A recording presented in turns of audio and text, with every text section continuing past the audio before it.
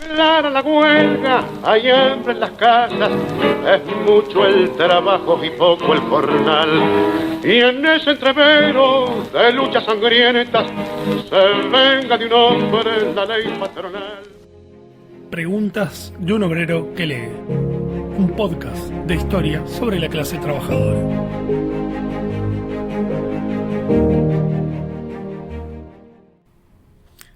Hola, bienvenidos y bienvenidas a Preguntas de un obrero que lee, un podcast de historia sobre la clase trabajadora.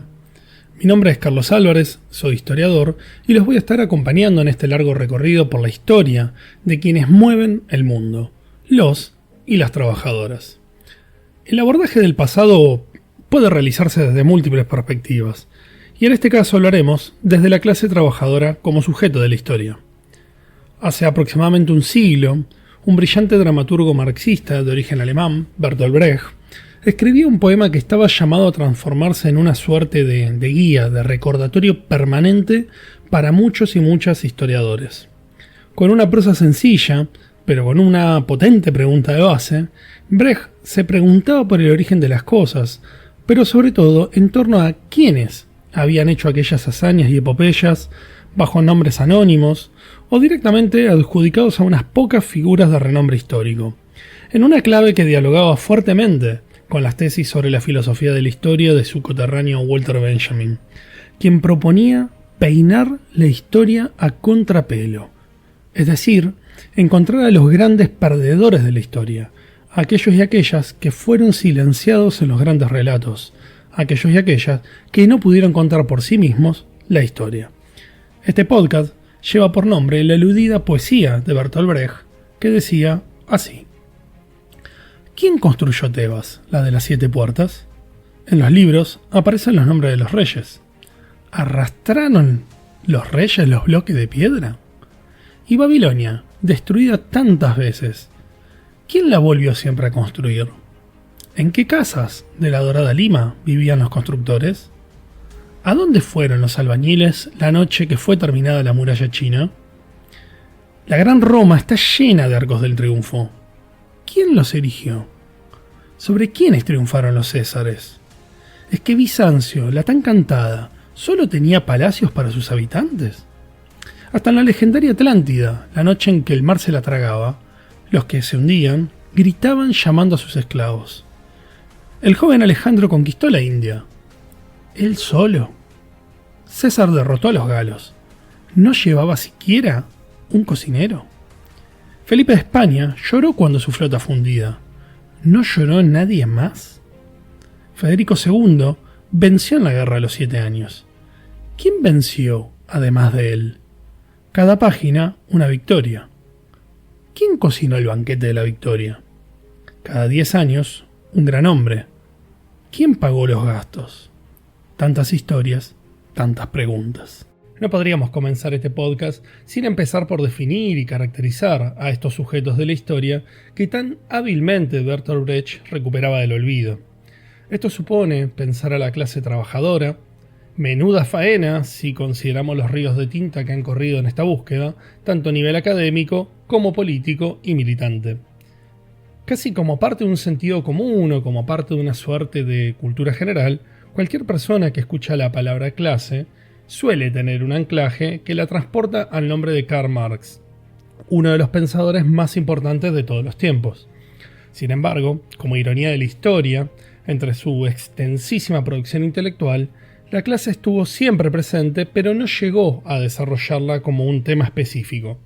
La muerte lo alcanzaría en 1883, dejando una vasta obra inconclusa, El Capital, donde el manuscrito se interrumpe justamente en el capítulo 52, titulado Las clases, el cual no llega a superar una decena de líneas, por demás introductorias al tema.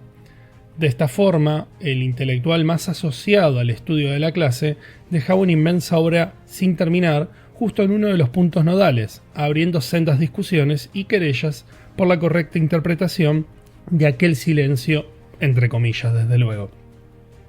Es cierto que Karl Marx no desarrolló exhaustivamente una teoría sobre las clases sociales, más bien es un concepto central que atraviesa la totalidad de su obra. No obstante, es categórico en afirmar que la época actual, la burguesa, consideremos esta obra en la segunda mitad del siglo XIX, se ha caracterizado por haber simplificado las contradicciones de clase, ¿no? Algo que planteaba justamente con su amigo y colega Friedrich Engels a mediados del siglo XIX, reduciendo así los conflictos a un antagonismo entre dos anatemas, burgueses y proletarios, los unos poseedores de los medios de producción y los otros de nada más que su fuerza de trabajo. Creemos que, sin ser una explicación definitiva sobre la clase, resulta lo suficientemente concreta para entender la situación de desposesión desde la cual los y las trabajadores comparten una situación que los hermana.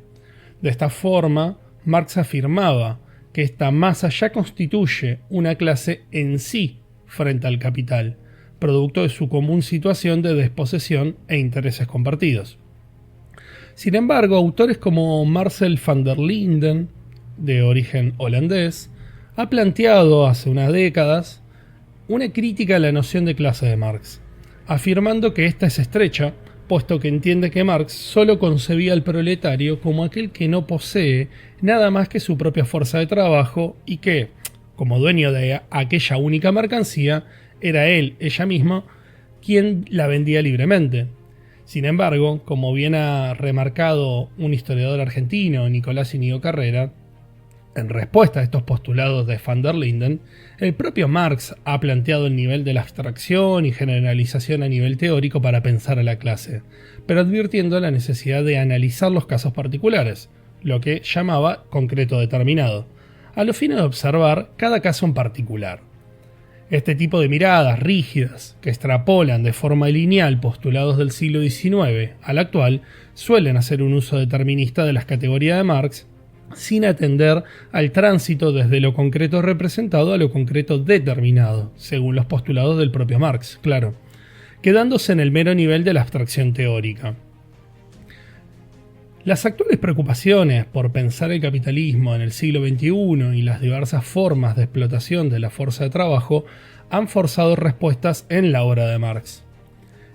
En esa misma línea, Marcel van der Linden plantea que la categoría de clase de Marx no permite conocer una pléyade de formas no dinerarias y extradinerarias de explotación en la actualidad. No obstante, el propio Marx hacía referencia a innumerables situaciones intermedias, como las llamaba, en las cuales convivían formas de coacción y combinaciones dinerarias y no dinerarias, producto de su concepción ampliada de la actividad productiva y no como mero proceso de producción, sino también de circulación y consumo de fuerza de trabajo y mercancías. Por otro lado, trascendiendo a la clase como categoría, queda abierto el interrogante sobre su constitución como tal. Como adelantábamos, Marx afirmaba que la clase en sí estaba constituida con respecto a su posición frente al capital, como un dato estructural. Sin embargo, sería en la lucha que aquellos intereses compartidos se transformarían en intereses de clase, constituyéndose la clase para sí, a partir de la toma de conciencia de su situación material con respecto al capital, es decir, esta situación de desposesión. En la década de 1960, E.P. Thompson, Edward Palmer Thompson concretamente, en su célebre obra La formación de la clase obrera en Inglaterra, una obra que data de 1963, planteaba que la clase, siempre en singular según Thompson, era un fenómeno histórico. Por ende, no podía ser jamás una estructura o una categoría, puesto que es producto de las relaciones humanas de forma dinámica y está atravesada por la experiencia. De esta forma, la conciencia de clase no sería más que la manifestación cultural de la experiencia de clase en el proceso productivo, pero la misma no constituye una ley universal, ya que la conciencia de clase no está determinada como sí lo está la experiencia. El autor avanza un paso más y afirma que si detenemos la historia en un punto determinado, entonces no hay clases sino simplemente una multitud de individuos con una multitud de experiencias. Esta mirada procesual de la clase como devenir constante ha sido criticada por autores como nuevamente Nicolás Íñigo Carrera, también por Hernán Camarero y otros, quienes consideran que Thompson termina, de alguna forma, por negar la dimensión material estructural de la clase, al afirmar que la misma no existe en sí con respecto al capital, como sostenía Marx en Miseria de la Filosofía, una obra de 1847, sino solo para sí, en términos de experiencia y relación. De esta forma, si la conciencia de clase para Marx era adquirida en la lucha, en Thompson la lucha era consecuencia y no motor del movimiento.